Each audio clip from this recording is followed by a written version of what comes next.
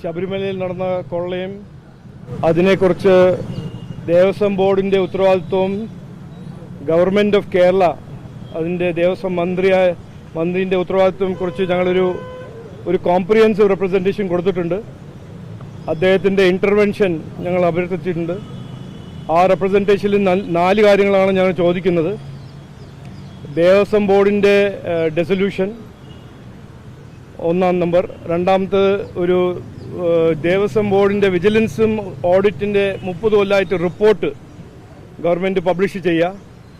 മൂന്നാമത്തെ ഞങ്ങളുടെ റിക്വസ്റ്റ് ആണ് CAG അല്ലെങ്കിൽ ഒരു ഇൻഡിപെൻഡൻറ്റ് ഓഡിറ്റ് 30 കൊല്ലമായിട്ട് ദേവസ്വം ബോർഡും അമ്പലത്തിൻ്റെ ഓഡിറ്റ് ആസറ്റും അതിൻ്റെ ഓപ്പറേഷൻസിൻ്റെ ഓഡിറ്റ് നടത്തണം. നാലാമത്തെ ഞങ്ങൾ പറഞ്ഞിരിക്കുന്നത് ഒരു സെൻട്രൽ ഇൻവെസ്റ്റിഗേറ്റീവ് ഏജൻസി വഴി ക്രിമിനൽ കേസസിൻ്റെ ഇൻവെസ്റ്റിഗേഷനും നടക്കണം. ഈ 4 കാര്യങ്ങളാണ് ഞങ്ങളുടെ റെപ്രസെൻറ്റേഷനിൽ പറഞ്ഞിരിക്കുന്നത്. അതിൻ്റെ ഒപ്പം മിന്നാന്ന് നടന്ന കോട്ടയത്തിൽ നടന്ന BJP പ്രവർത്തകരുടെ മേലെ ഒരു ആക്രമണം, വാസവൻ ദേവസ്വം മിനിസ്റ്ററിൻ്റെ വീട്ടിൽ രാജിവെക്കണമെന്ന് പറഞ്ഞ് പോയ BJPൻ്റെ ഒരു പീസ്ഫുൾ പ്രൊട്ടസ്റ്റ് ചെയ്ത BJP പ്രവർത്തകരുടെ SFIയും CPMകാരും ഉപദ്രവിച്ച് അതിൽ ഒരു ക്രിമിനൽ ഇൻവെസ്റ്റിഗേഷൻ നടത്തണമെന്ന് ഞങ്ങൾ അഭ്യർത്ഥിച്ചിട്ടുണ്ട്. അതിനുവേണ്ടി ഞങ്ങളെല്ലാവരും പോയി കണ്ടു. അദ്ദേഹം ഇതെല്ലാം കേട്ടു.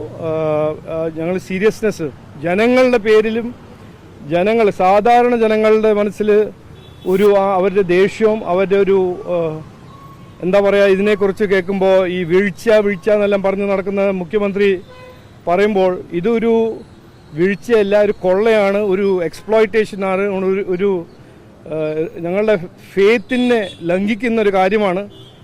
അതെല്ലാം ഞങ്ങൾ കൃത്യമായി പറഞ്ഞിട്ടുണ്ട്. അദ്ദേഹം എല്ലാം കേട്ടു. നോക്കൂ,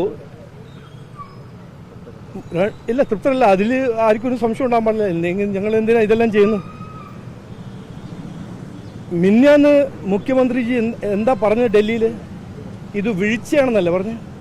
4.5 kg സ്വർണം ശബരിമല ഒരു അമ്പലത്തിൻ്റെ 4.5 kg സ്വർണം മിസ്സിംഗ് ആണെന്ന് പറയുമ്പോൾ ഞങ്ങൾ കാണുന്നത്, സാധാരണ ജനങ്ങൾ കാണുന്നത് ഇതൊരു കൊള്ളയാണ്, ഒരു ഏറ്റവും അൺഅക്സെപ്റ്റബിൾ ഒരു എക്സ്പ്ലോയിറ്റേഷനും ഒരു എന്താ പറയുക ഒരു ഇൻസൾട്ടാണ്. അത് ഞങ്ങൾ ഈ വശത്ത് ഇങ്ങനെ കാണുമ്പോൾ മുഖ്യമന്ത്രി ഡൽഹി പോയി പറഞ്ഞത് എന്താണ്? ഇതൊരു വീഴ്ചയാണെന്ന്. അപ്പോൾ ഈ ഒരു വ്യത്യാസം ഞങ്ങൾ കാണുന്നതും ജനങ്ങൾ കാണുന്നതും മുഖ്യമന്ത്രി ചെയ്യാൻ ശ്രമിക്കുന്നതും ഇതിൽ കൃത്യമായി ജനങ്ങൾക്ക് മനസ്സിലായിട്ടുണ്ട്. അദ്ദേഹം ചെയ്യാൻ പോകുന്നത് ഇത് ഒരു പോറ്റിയോ ഗീറ്റിയോ ആരുടെ ഒരു ചെറിയൊരു തട്ടിപ്പാണെന്ന് അദ്ദേഹം പറയാൻ ശ്രമിക്കും, അത് സൃഷ്ടിക്കാൻ ശ്രമിക്കും. ഞങ്ങളെല്ലാവരും, ഞങ്ങൾ മാത്രമല്ല, BJPക്കാർ മാത്രമല്ല, ഇത് വിശ്വാസികൾ എല്ലാവരും, മൊത്തം ഇന്ത്യയിൽ നിന്ന് ഞങ്ങൾക്ക് മെസ്സേജ് കിട്ടുന്നുണ്ട് ഇത് എങ്ങനെയാണ് ഇവിടെ നടക്കുന്നത്. അപ്പോൾ ഒരു സംശയവും ഉണ്ടാവാൻ പാടില്ല. ഞങ്ങൾക്ക് ഒരു 0 ഫെയ്ത്താണ്.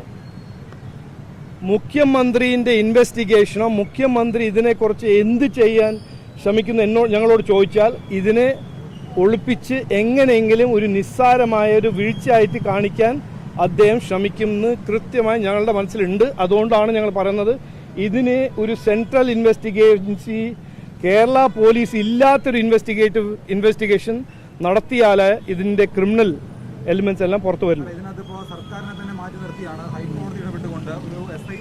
അല്ല, SITയിൽ ആരാണെന്നൊന്നും ഞങ്ങൾക്ക് കൃത്യമായിട്ട് അറിയില്ലല്ലോ. SITയിൽ കേരള പോലീസാണോ?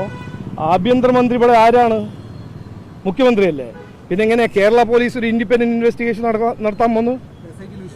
അല്ല, അങ്ങനെയല്ല. SITയിൽ ആരാണെന്ന് എനിക്കറിയില്ലല്ലോ. അത് പറഞ്ഞിട്ടില്ലല്ലോ, കോർട്ട് പറഞ്ഞിട്ടില്ലല്ലോ. അപ്പോൾ SIT എന്ന് പറഞ്ഞിട്ടുണ്ട്.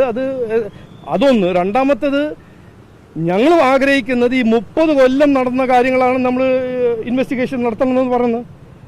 കോർട്ടിലൊരു കേസ് എന്ന് പറഞ്ഞാൽ കൊള്ള, ശബരിമലേൻ്റെ സ്വർണ്ണക്കൊള്ള മാത്രം. ഇത് എപ്പോൾ തുടങ്ങി? ഇത് ആര് തുടങ്ങി? 1998 ഗ്ലോബൽ പ്ലേറ്റ് ചെയ്ത ശബരിമലയിൽ ഈ കൊള്ള എപ്പോൾ തുടങ്ങി? അതിൻ്റെ എല്ലാം ഇൻവെസ്റ്റിഗേഷൻ നടക്കണ്ടേ?